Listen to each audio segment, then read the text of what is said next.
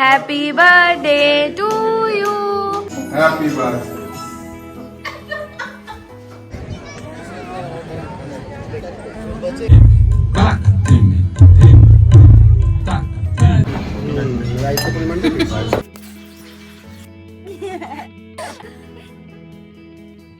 Hello, welcome to a new blog. কালকে দাদা ভাইয়ের বার্থডে, তাই আমরা রাত 12টার সময় চলে এসেছি দাদা ভাইয়ের ফ্ল্যাটে। হ্যাঁ একটু স্প্রেড হবে। হ্যাঁ হ্যাঁ হ্যাঁ হ্যাঁ এটা ঠিক না, এটা ঠিক। হ্যাঁ এটা ঠিক।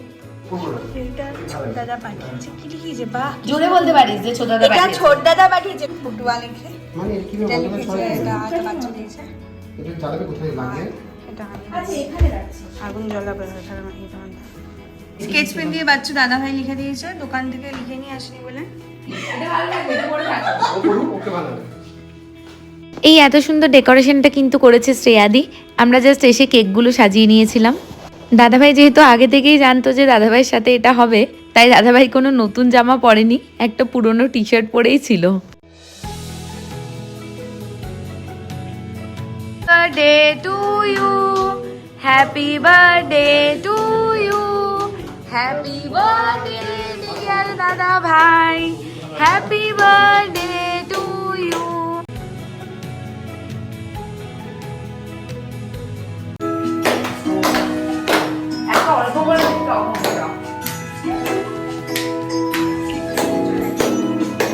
বাবা টিকা লাগিয়ে দিয়েছে।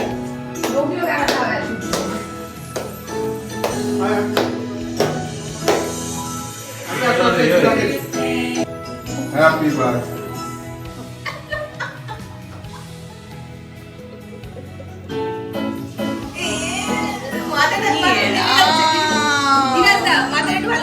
ফেশিয়াল।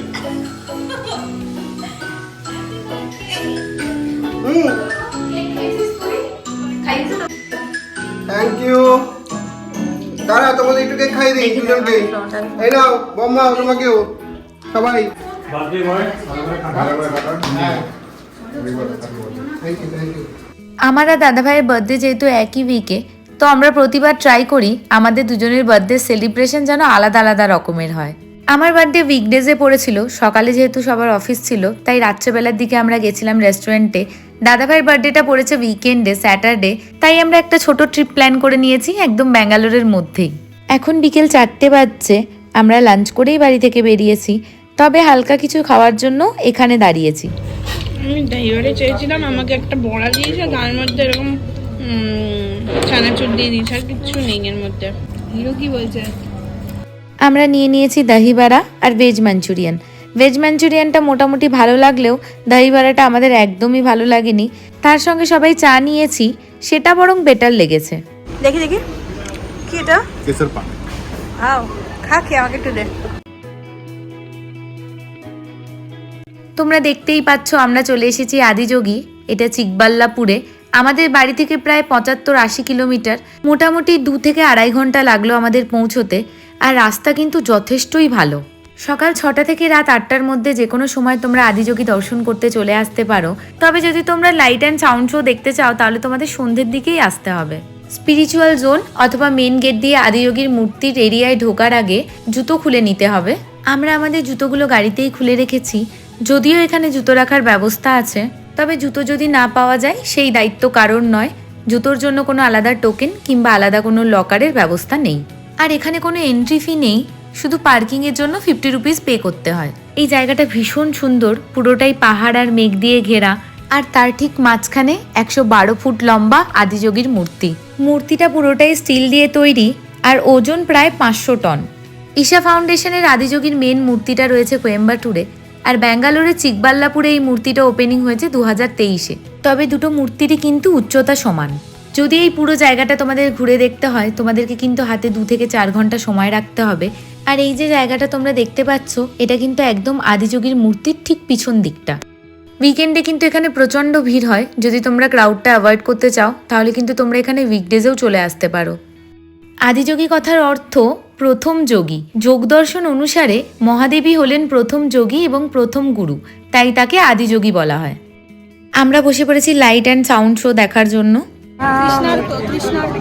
একটা কথা তোমাদের বলে রাখি, এখানে আসার সময় কিন্তু তোমরা অবশ্যই জলের বোতল ক্যারি করবে। আমরা আমাদের জলের বোতলগুলো গাড়িতে ভুল করে ফেলে রেখে এসেছি, তো পুরো সময়টা আমরা ভেতরে কোথাও খাবার জল পাইনি। লাইট অ্যান্ড সাউন্ড শোটা শুরু হয় সন্ধ্যে 7টায়। অ্যারাউন্ড 15 মিনিট মতো এটা চলে। Devi Parvati, seeing Adiyogi, reveling in ecstatic states, said, I want to have what you have. Show me the way.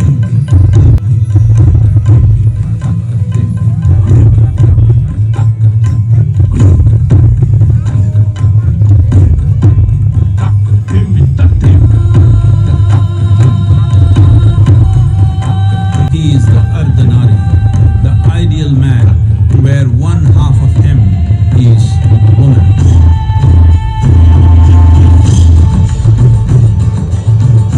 Shiva Shiva Sarveshwaraya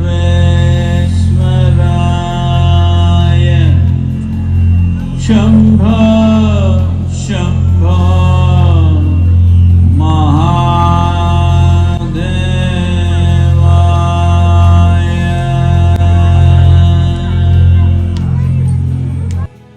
পুরোটা আমরা খুব ভালোই ঘুরলাম, তবে বেরোনোর সময় আমরা একটা প্রবলেম ফেস করলাম।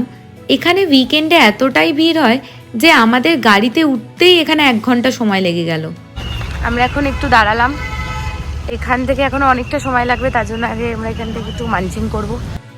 আদিযোগীর গেট দিয়ে ঢোকার একদম মুখেই তোমরা এই প্রপার্টিটা দেখতে পেয়ে যাবে। আমরা নিয়েছি ফিল্টার কফি আর 30 ইডলি, দুটোই কিন্তু কর্ণাটকাতে ভীষণ ফেমাস। নর্মাল ইডলি আর 30 ইডলির মধ্যে ডিফারেন্স তেমন কিছু নেই। 30 ইডলি কম্পারেটিভলি একটু বেশি বড় আর সফট।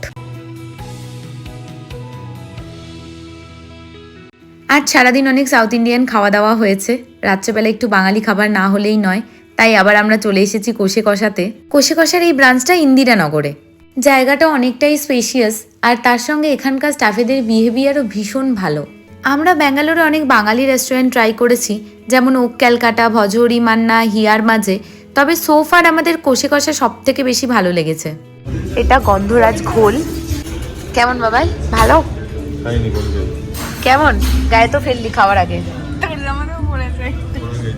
কেমন গো? ভালো। আমরা এখানে নিয়েছি একটা মাটন বিরিয়ানি, একটা চিকেন বিরিয়ানি, ভেটকি পাতুরি, মাটন কষা আর চিকেন চাপ, আর ডেজার্টে নিয়েছি রসমালাই। চলো আজকের ব্লগটা এখানেই এন্ড করছি, আমরা খাওয়া দাওয়া করে নিই। ব্লগটা তোমাদের কেমন লাগলো আমাদের কমেন্ট করে জানাও, ভালো লাগলে লাইক করে দিও, আর আমাদের চ্যানেলটা অবশ্যই সাবস্ক্রাইব করে নিও।